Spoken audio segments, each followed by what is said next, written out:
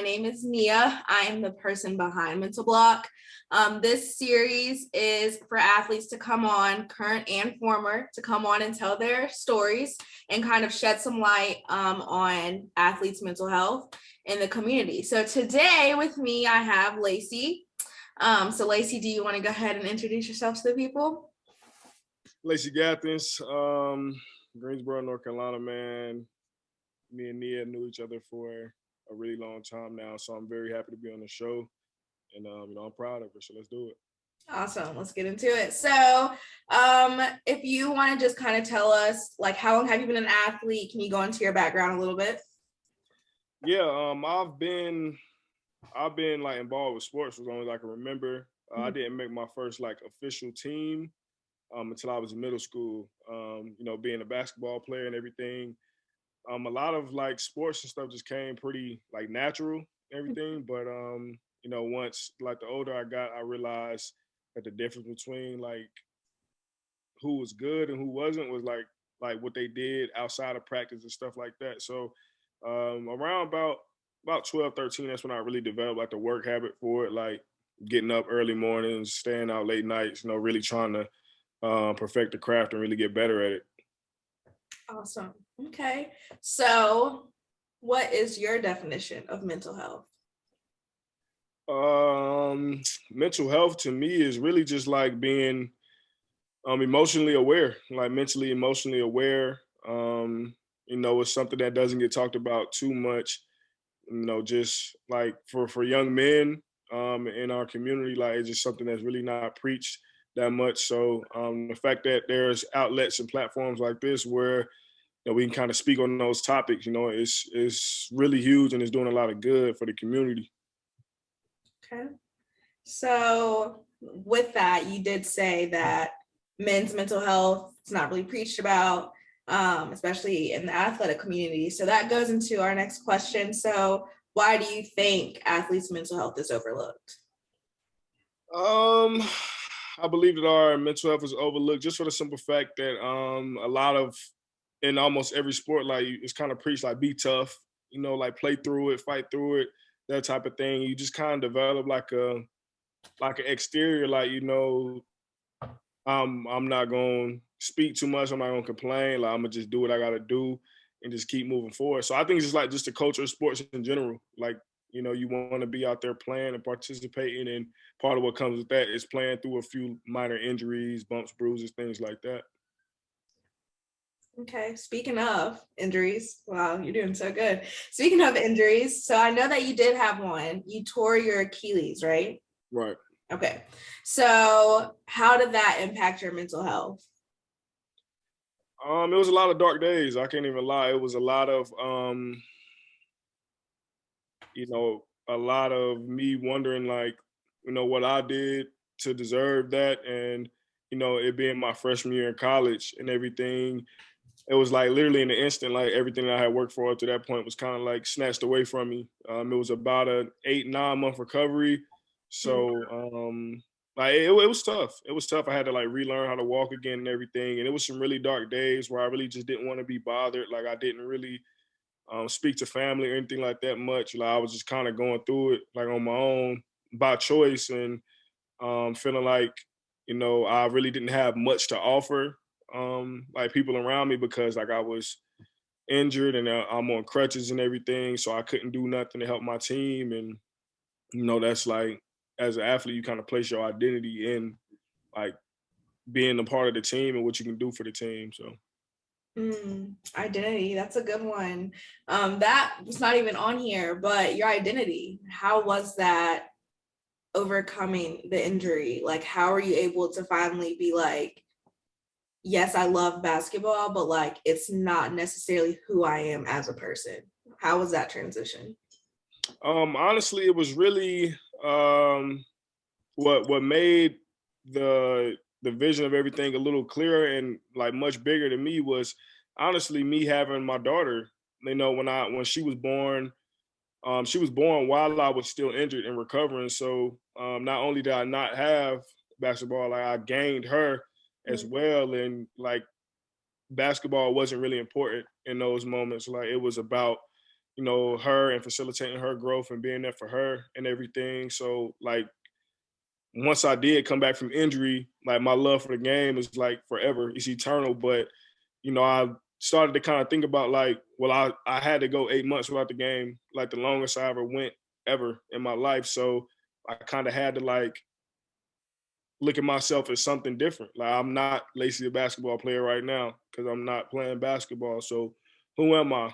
And that's really when I kind of went back to the drawing board and just found other interests like, and other things that I was interested in. And that helped me kind of find my image outside of like just being known as an athlete. So with that, and this is like because we keep going into like the next questions, but like you said that you were able to like really figure out who you were. Was your goal, like dream, was it to go to the NBA? Like what was your whole dream before you even had these things happen? Yeah, it was definitely going to the league. And I feel like that dream like became even more, at times it felt more attainable because I would be like in hoop sessions and I would be in the same gym as guys who were either in the NBA or, had a good chance of going one day. And I was like holding my own. So in my mind, I was like, uh, I can do, I can play there. Like, I can play, if I can play with these dudes and they supposed to be there, then, I'm supposed to be there type of thing. But once I realized, the older I got, I realized it's more politics than anything that goes into like, making it to that level. Of course it's talent, but it's about knowing the right people and being in the right places at the right time. So once I noticed that, the dream of going to the NBA was kind of like distasteful a little bit because it's like, the race was kind of slanted. In my opinion, it was kind of favored to, those people like with those connections in those positions, and I was never fortunate enough to be one of those guys. So it shifted. I still wanted to like get paid to play basketball, like whether it was overseas or anything Right. like that. And like, yeah, deep down, like if the opportunity presented itself like tomorrow, I probably still would. Like I probably still would do it. But as far as the NBA goes, yeah, the older I got, that kind of, and I seen how things really work, Yeah, it kind of got distasteful for me. got you. Okay, so with that, like, did you struggle with your purpose at all? Finding like your niche outside of basketball? Tell us about that.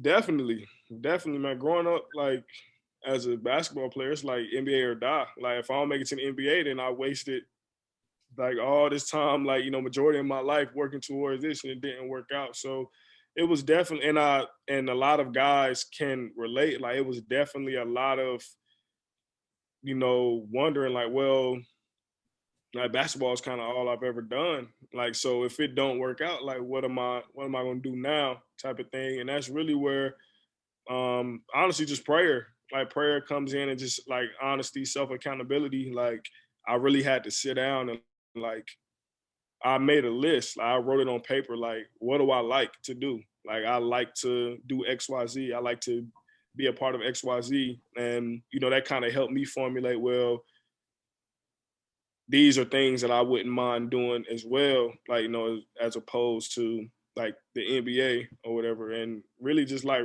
that was the first time I ever realized my like other hobbies that I enjoy doing like ever in my life.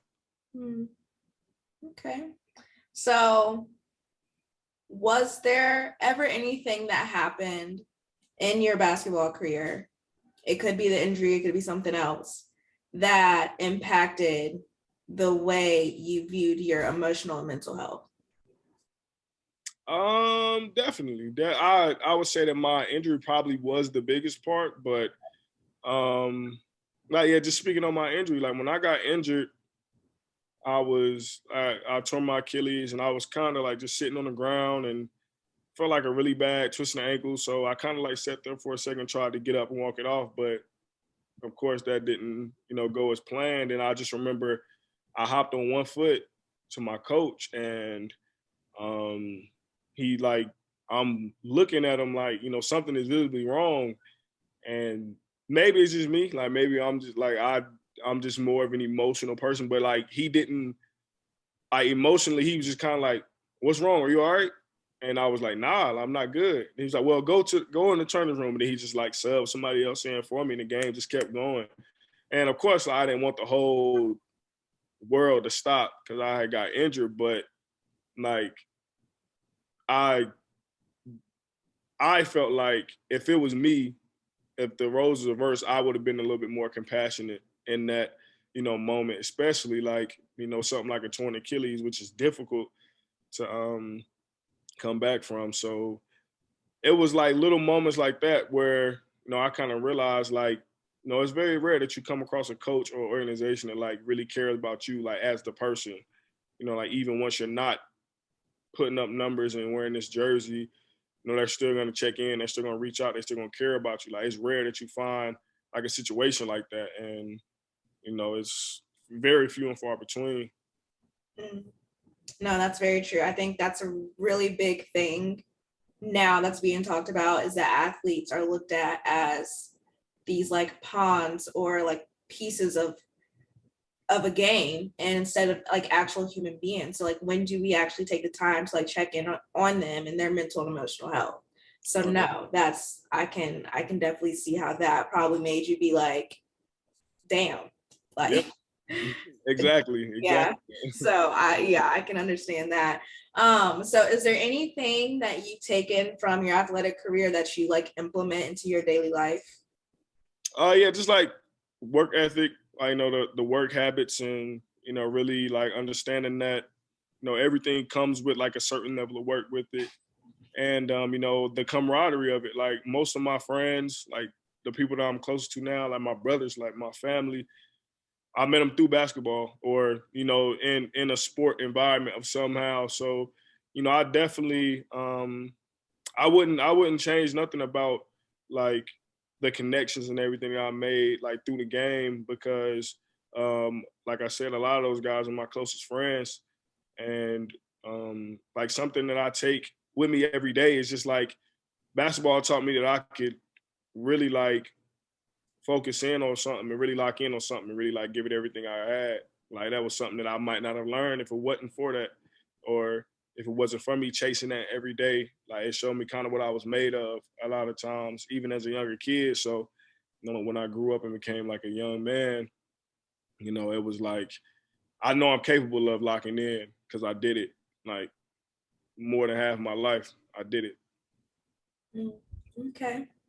So you've been vulnerable today, and you've told your story, and you've hit on some things as far as identity and injuries that definitely needs to be talked about more. So before I let you go, what is one piece of advice that you want to leave for future athletes, or people that are struggling in their transition of not being an athlete anymore? Um, have more conversations like this. Have more conversations with people that they trust, and really, really be able to, emotionally detox. Being an athlete, you just try to take everything on the chin. You don't want to be like soft. You don't want to be like a crybaby or anything like that. But you're only putting yourself in the worst position, mentally and emotionally, and you're basically allowing a sport to mess up the human that you are, like just in the world. So love the game, don't cheat it, but don't let it